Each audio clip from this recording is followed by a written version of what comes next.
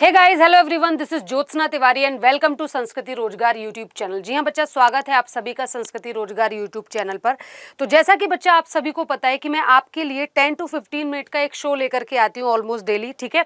और उसमें कहीं ना कहीं मेरा ये टारगेट होता है कि आपको करंट से रिलेटेड इकोनॉमिक्स की जो भी न्यूज़ है वो दी जाए, ताकि आपके एग्जाम में उससे रिलेटेड जो भी क्वेश्चन हो वो ईजिली आप क्या कर सके, ठीक है। तो चलिए बढ़ते हैं बिना समय गवाए हुए। तो जैसा कि आपको पता है आज का जो हमारा टॉपिक है विच चीन की पंचवर्षीय योजना का भारत पर क्या असर। जी हाँ, जैसा कि आपको पता होगा, बिल्कुल रिसेंट की न्यूज़ है कि हाल ही में चाइना ने अपना 15th 5 ईयर प्लान जो है वो लॉन्च किया है, अपनी 15वीं पंचवर्षीय योजना को लॉन्च किया है। अब यहाँ पर देखने वाली बात यह है कि इसका भारत पर क्या कुछ असर पड़ने वाला है, ठीक है। अब यहाँ पर बहुत सारे लोगों को शायद इससे पहले ये भी नहीं पता होगा कि भाई चाइना में भी 5 ईयर प्लान चलता है ना कहीं अभी तक आपने यही सुना था कि इंडिया में 5 ईयर प्लान चलता है, पंचवर्षीय योजनाएं चलती हैं, मतलब फिलहाल तो चलती थी। क्योंकि देखिएगा, इंडिया में एक रूल मैं आपको और बता देती हूँ। देखिए, जब भी इंडिया का ऐसा रिकॉर्ड रहा है, मतलब आप अगर हिस्ट्री उठा करके देखें कि जब भी आपकी कांग्रेस गवर्नमेंट आती है तो आपकी जो पंचवर्षीय योजनाएं हैं उनको कंटिन्यू किया जाता है, लेकिन जैसे ही बीजेपी गवर्नमेंट आती है या कोई अदर सरकार आती है तो वो उन पंचवर्षीय योजनाओं को वहीं पर स्टॉप कर देती है। यही रीजन है कि अभी तक अगर मैं भारत की बात करूं तो भारत में टोटल 12 पंचवर्षीय योजनाएं हैं, और जो लास्ट थी आपकी वो 2012 से लेकर के 2017 तक चली थी, ठीक है। तो चलिए अब इसके बारे में डिस्कस करते हैं थोड़ा सा कि जो यहाँ की पंचवर्षीय योजना है चाइना की, उसका इंडिया पे क्या असर पड़ने वाला है, ठीक है। तो देखिएगा, 15वीं पंचवर्षीय योजना की बात करूं, अब इन्होंने कितने समय के टारगेट के साथ जो है ये 15th 5 ईयर प्लान लॉन्च किया है, कहाँ पे, चाइना में। तो ये आपका 5 ईयर प्लान जो है ये 2026 से लेकर के 2030 तक चलने वाला है, ठीक है। कब से कब तक? तो 2026 से लेकर के 2030 तक चलेगा। अब इसकी 5 ईयर प्लान में इन्होंने एक टैगलाइन दी। क्या टैगलाइन दी इसमें? इन्होंने ये टैगलाइन दी है कि कंजम्पशन मतलब उपभोग, इन्वेस्टमेंट मतलब निवेश, और उसके बाद equal to green energy focus. ये 3 फोकस होंगे बेसिकली। अब जैसे आपने पढ़ा होगा, अगर मैं थोड़ा सा इंडिया के 5 ईयर प्लान से कंपेयर करूं, तो जब इंडिया की प्रथम पंचवर्षीय योजना मतलब फर्स्ट 5 ईयर प्लान जो कि 1951 में आया था, उस समय पर जो फर्स्ट 5 ईयर प्लान था इंडिया का, उसका फोकस क्या था? तो आपको पता होगा, उसका फोकस था एग्रीकल्चर। सेकंड 5 ईयर प्लान का फोकस था इंडस्ट्रीज को डेवलप करना। उसी तरह से ये जो चाइना की 15वीं पंचवर्षीय योजना आई है, इसका टारगेट है कंजम्पशन, इन्वेस्टमेंट और ग्रीन एनर्जी फोकस। आगे बात करेंगे।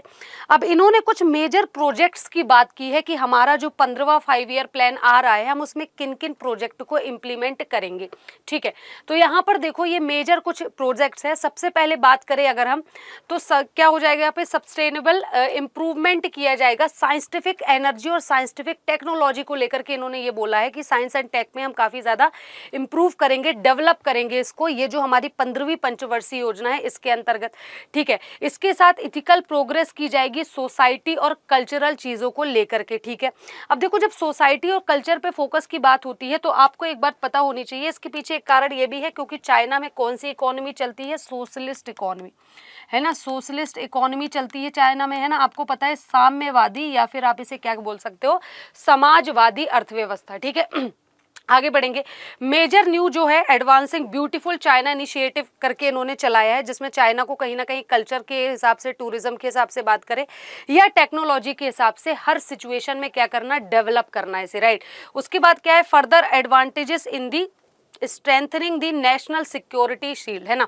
नेशनल सिक्योरिटी को भी बढ़ावा देना इनका पूरा फोकस है। जैसा कि आपको पता होगा सॉरी, तो आपको ये चीज पता है कि जैसे चाइना की मैं बात करूं तो चाइना का अपना खुद का यूट्यूब है, अपना उनका खुद का गूगल है, अपना उनका खुद का फेसबुक, मतलब टेक्नोलॉजी पर वो हमारी तरह यूएस पर डिपेंड नहीं है, राइट। और यही अगर आप कोई भी कंट्री जब किसी पर्टिकुलर टेक्नोलॉजी के लिए किसी दूसरे देश पे डिपेंडेंट नहीं होती है तो उसका हाल जो है बेहतर रहता है, चाइना की तरह होता है। और अगर डिपेंडेंट होती है तो वेनेजुएला का केस तो आप सभी को याद ही होगा, है ना। 5 मिनट के लिए वहां पर इंटरनेट को बंद किया गया और वहां पर पूरा जो यूएस है उसने अपना अधिकार जमा लिया था, है ना। तो वैसे कोशिश यही होनी चाहिए कि चाहे कोई भी कंट्री हो वो अपनी टेक्नोलॉजी को लेकर के काफ़ी ज़्यादा एडवांस हो। अदर इसका जो प्रोजेक्ट है वो क्या है, fresh breakthrough further deepening reform comprehensively, ठीक है। सॉरी, तो ऐसे कुछ करके हाई डेवलपमेंट क्वालिटी के प्रोजेक्ट्स इन्होंने चला रखे हैं इस 15th 5 ईयर प्लान में। अब इसके अलावा ये जो चाइना का 15th 5 ईयर प्लान है, इसमें इन्होंने बोला है कि 28 हम इंडस्ट्रियल कॉम्पिटेटिवनेस करके चीज़ें लेके आएंगे, जिसमें कोर कंपोनेंट्स होंगे, इंडस्ट्रियल सॉफ्टवेयर होंगे, मैकेनिज्म टूल्स होंगे, बायो मैन्युफैक्चरिंग होगी, ठीक है, नेक्स्ट जनरेशन बैटरीज, ये सब के बारे में बात की। उसके बाद इन्होंने बोला है कि भाई 23 जो है हम क्या लाएंगे, मॉडर्नाइजिंग इंफ्रा को लेकर के आएंगे, है ना। 23 ऐसे एरिया होंगे जहां पर हम मॉडर्नाइजिंग इंफ्रा करेंगे। 9 क्या करेंगे, अर्बन रूरल डेवलपमेंट, है ना। 9 प्रोजेक्ट्स ये लेकर के आए हैं अर्बन रूरल डेवलपमेंट के लिए। 25 प्रोजेक्ट ये लेकर के आए हैं पब्लिक वेल बीइंग के लिए, ठीक है। उसके बाद 18 जो है वो ग्रीन ट्रांजिशन के लिए और 6 हैं फूड एंड एनर्जी सिक्योरिटी के लिए। तो ये टोटल इनके प्रोजेक्ट्स हैं जो कि 15th 5 ईयर प्लान में लाए गए हैं।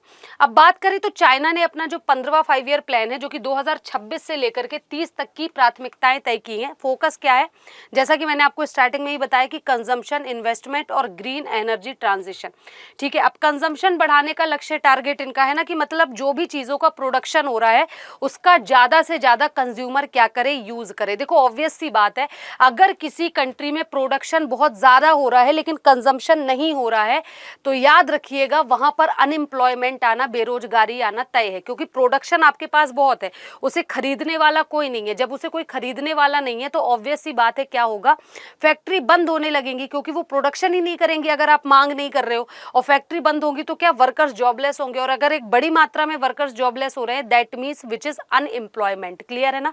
तो वो चीज़ें आएंगी। तो इनका फोकस है कि जो भी हमारा प्रोडक्शन हो उसका कंजम्पशन प्रॉपर होता जाए, ठीक है ना, उस पर इन्होंने फोकस किया है।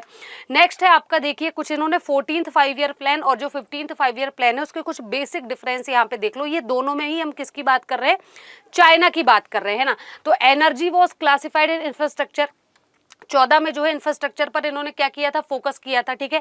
यहाँ पर 15वें में इन्होंने क्या किया है कि अपनी एनर्जी सप्लाई को इंक्रीज करने की बात कही है। ऐसे ही कुछ ऑप्शन है, आप देख सकते हैं। आगे बढ़ेंगे। अब इन्वेस्टमेंट की बात करें तो जब बात इन्वेस्टमेंट की होती है तो ये कह रहे हैं कि हम इंफ्रास्ट्रक्चर पर काफ़ी ज़्यादा फोकस करेंगे इस 5 ईयर प्लान में, इस पर हम इन्वेस्टमेंट करेंगे। डिजिटल इकोनॉमी पर हमारा काफ़ी ज़्यादा इन्वेस्टमेंट होगा और AI और एरोस्पेस सेक्टर जो है उन पर इन्वेस्टमेंट ये करेंगे, ठीक है ना। अब यहाँ पर बात करें तो इन्होंने अलग अलग चीज़ों के लिए अलग अलग बजट जो है वो एलोकेट किया है।